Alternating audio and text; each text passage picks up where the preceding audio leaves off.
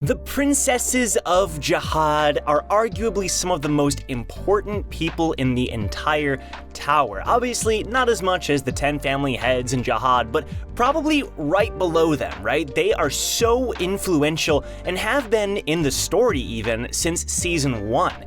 With Yuri and Endorsi and even Anak, who's a special case, the princesses have been deeply connected to a ton of the stuff that has happened in Tower of God. So today, we're going to break down what it means to be a princess of Jahad, the rules and stipulations that they have to abide by, and also the history of how they were created and what it means even for the future of Tower of God. So the princesses were created as sort of a sword and shield of Jahad, right? These people who can defend Jahad and do what he commands. They sort of serve the people of the tower and whatnot.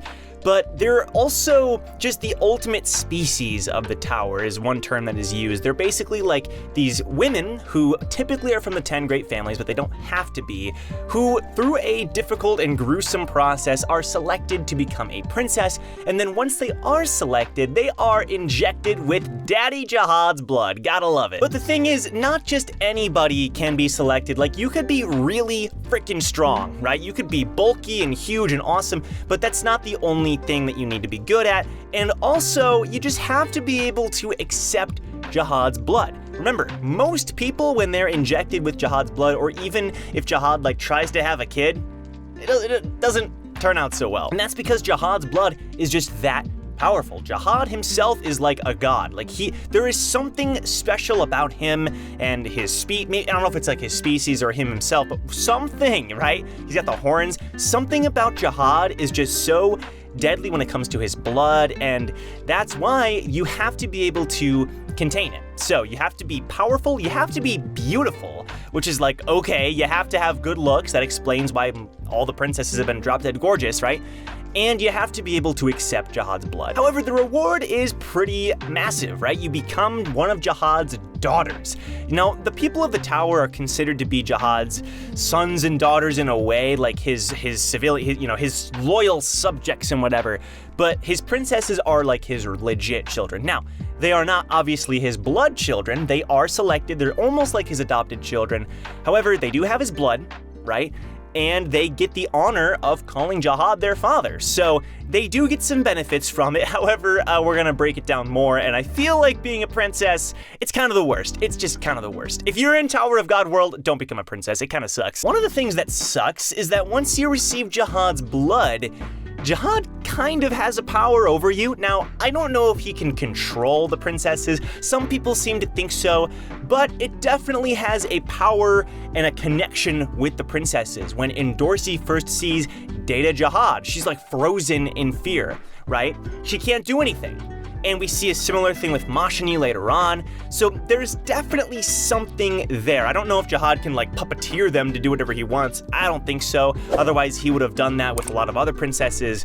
But maybe, who knows? You know, there could be some stipulation behind that. But one way or another, you can't like, you're frozen when you see your own father, you know, and that kind of just doesn't seem good. Not to mention the whole process of becoming a princess is brutal, right? Like, it is perfectly acceptable for princesses to kill each other.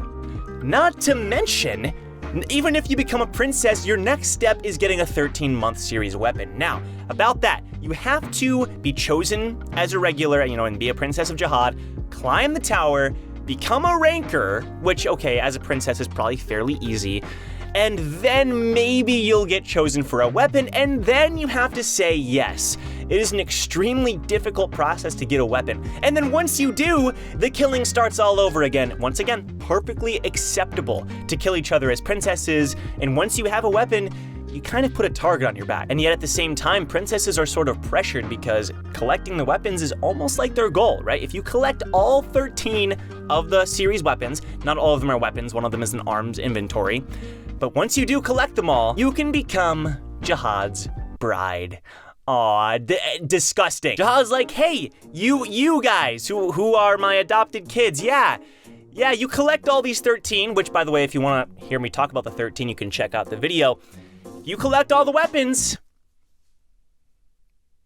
I'll be your real dad. So yeah, it's a gruesome process. It kind of sucks. Basically, they, you know, like, okay, if you get Jahad's blood, okay, you're obviously way more powerful as well. The princesses are physically exceptionally strong. A lot of princesses, most princesses, are stronger physically than a lot of rankers, right? Like Endorsi and Quant, for example. Physically, Endorsi probably had an edge up on Quant. Obviously, Quant was more experienced and he had techniques and whatnot and he was fast, whatever. But physically, she would beat Quant in an arm wrestle, you know what I'm saying? And even Bomb, like he had a hard time keeping up with her without Shinsu because physically, princesses are so strong. I forgot to mention this, but you can also check this out by clicking the card on Pobedao Gustang.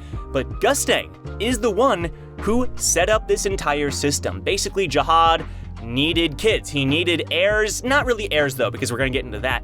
He needed people, right? He needed the swords and shields of his army. He needed what appeared to be his children and to do his bidding and whatever. So Gustang was like, hey, why don't we have a bunch of women kill each other for you and we'll select the best ones and then they'll kill each other. Sound good? Look, I like Gustang, but like, bro, come on, bro, come on. And that's how it came to be, you know? But we do learn through Garam that this process, you know, there was more of a bad motive behind it. Jahad sort of wanted to do, he had hidden ulterior motives, basically.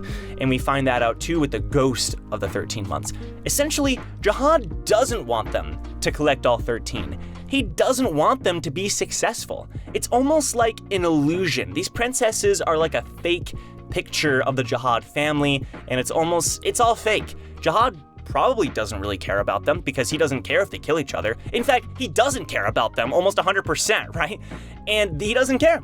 He wants them to kill each other, basically. And that's why he set up the whole system with the ghost of the 13 months. You can click that card before if you want to hear more about the 13 months and the ghost. But basically, he was like, yeah, kill each other, that's fine. But he didn't, obviously they don't know that, or many of them probably do but don't want to speak it out. It just sucks. Having Jahad as your dad sucks. Sorry, dad and potential future husband, my bad. But okay, let's talk about the exact rules that these princesses have to abide by. So there's 5 that we know of. 1, they can't have any relations with a man. Okay, kind of sucks, right? But whatever, okay. I guess that's doable for some people, but seems like that you're setting yourself up for failure. Whatever, okay, moving on. 2, they must not marry. Seems like it kind of goes along with the first one, sure, okay. 3, they must not have child, okay.